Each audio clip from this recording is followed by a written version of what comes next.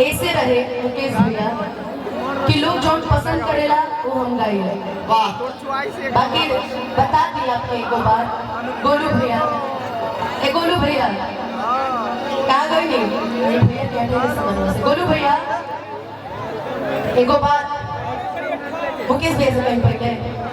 पारंपरिक गाना की शुरुआत पारंपरिक तो हर घर में बजेला, बाकी एल्बम में कर शुरुआत अगर केहू कैले बा तो कर नाम हर में गलेला कल्लू पहला बेर विवाहकारी गा के पहला एल्बम रहे उनका। और जहाँ तक बात रहे कंपटीशन के, तो हम कभी कंपटीशन ना करेला, हम अपन गाइला उ लोग अपन गावेला। हम तो सुनले बनी बचपने से पारंपरिक गीत दोनों के माई बहन लोग गावेला, जैसे कोनो भी शुभ कार्य होना तो संध्या बराती गावत, तो हम तो उहे लोग को से सुनले बने चौकट पर बैठ के गांव घर के पुरानिया लोग ना मेरे भैया संध्या बराती पारंपरिक गीत गावत रहे लोग, इन कलाकारों लोग सुन के गावत, तो हम उहे लोग गावा से सुनले। कैसे कहल गेल बा कि हमरे गाना गवाता कौन तार गाना गवाता बाबूजी के क्या भाई पारंपरिक गीत सुनने रही शारदा दीदी के मुंह से कि अगे मई हरदी या दुख पातर। तो पापा के शादी हुई है, हमारे पापा के शादी हुई तो उनमें गवाई बनी मियां की दाढ़ी मैया, हमनी के शादी हुई उनमें गवाई नहीं मियां की दाढ़ी मैया। ये तो परंपरा चलो चला होता तब गाय कोई हो फतू चाहे हम अपना गुरु से के वो चीज सीख ले बने कि कोनो भी गाना उठा के गावा केहू के गावा बाकी अपना अंदाज में गावा। हमारा तने बुझाला भोजपुरी जो भाषा बा ना भोजपुरी के ठाक कह जाला तो गायत्री ठाकुर और भिखारी ठाकुर जी के विराज मान जाला। यदि वो परंपरा के कोई मंच पर कलाकार वो पगडंडी के समाधान में वो धूप पर और तर्ज पर नया शब्द प्रयोग करके गावे पावे तब जन्म कि भोजपुरी विधा के गीत लोग गावत है। सच्चाई बात है भोजपुरी के रक्षा खाता। और ई चीज खातिर एगो जोरदार ताली बजा दी गोलू भाई खातिर, एगो जोरदार ताली बजा दे है ना गोलू आवा ना आवा आवा बोलो बुलावे आवा आवा बुला दे लो तो तनी हाला को भाई खातिर धोती कुर्ता पहिन के 23 बरिस के उम्र में दिरांचल के मंच से दवा ठोके आप सब के बीच कहतनी काहे कि संचालन में हमारा जरूर काम हटे हर कलाकार के बुलावे के सम्मानित करावे, लेकिन दवा ठोकीला कि 23 बरिस के उम्र में एगो भोजपुरी के ऐसन बेटा जेकर नाम गोलू राजा बाटे, जेकर लिबास यानी कि कपड़ा के पहनावा धोती कुर्ता गमछा बा, जे भोजपुरी के ओरिजिनल पहचान है, तो भोजपुरी के ओरिजिनल पहचान खातिर चल हाथ उठा के ताली बजा दो भैया। हम बुलाए गोलू राजा के और मंच पर तमाम स्टेज से वीडियो वायरल का गोलू राजा रूपमा यादव के जुगलबंदी के सब लोग पसंद के बाद पूरे जुगलबंदी के जोड़ी आज धमाल मचाई गिरांचल का है और भोजपुरियांचल का है मिजाज के समावेशन में गिफ्ट पेश करी है और रूपमा जी साथ में पार्टिसिपेशन में भी है, तो आप सबके मजा आई और पैसा वसूल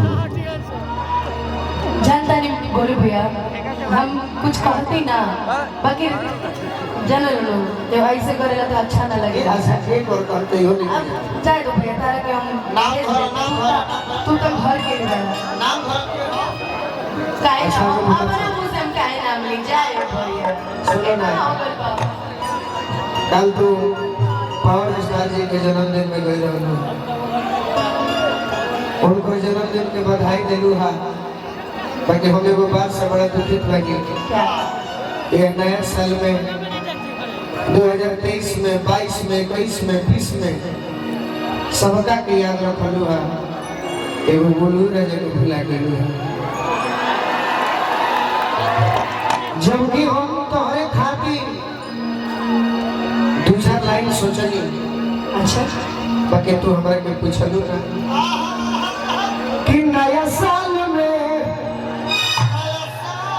अरे नया साल में जानू ख्याल करी हाँ नया साल में जानू ख्याल करी हाँ नया साल।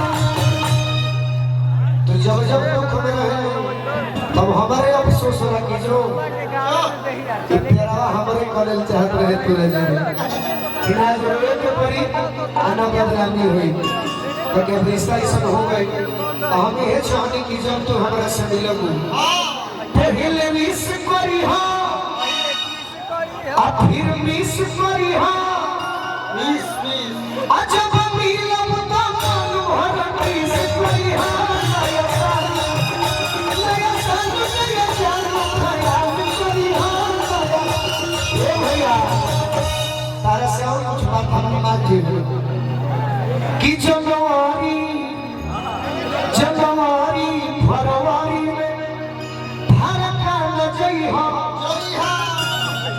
अरे मासियों में मिले खाती रोजे रोजे यही हाँ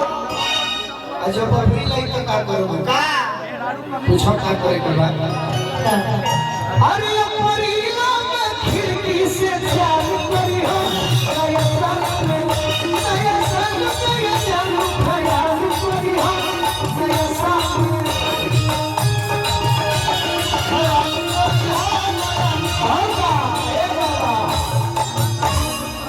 और सुनो कि मई जून जुलाई तू सुन ही बीतई हा